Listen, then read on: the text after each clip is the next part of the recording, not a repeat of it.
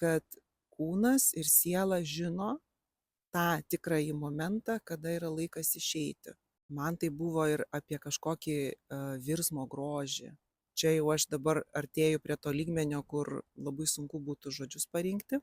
Uždedi ranką su tokia vidinė širdies ramybė ir nurimsta žmogus. Ir pojūtis, žinai, kad aš perskaičiau kažkokią knygą apie mirtį.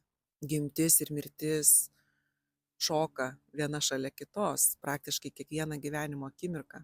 Už ko mes laikomės ir kabinamės? Paieška gyvenime, ar yra tas Dievas ar nėra. Prieš pat išeinant, ar tai bus diena, ar tai 3 dienos, ar valanda, ar sekundė, atsidavimo momentas įvyksta. Laikyti erdvę, kurioje tu gali liūdėti. Aš negaliu nuspręsti, kiek kam gyventi. Žodžiu, kai klausaisi žmogaus kalbant, taip skamba, kad čia kažkoks projektas, kurį reikia įgyvendinti. Klausyk, sakau. Tai ką, lauksim, kol susitiksim prie karsto? Susitinkam taip, Tai gal susitinkam dabar. Reikia ant piliavietės užlipti, jeigu nori, kad įsirašytų.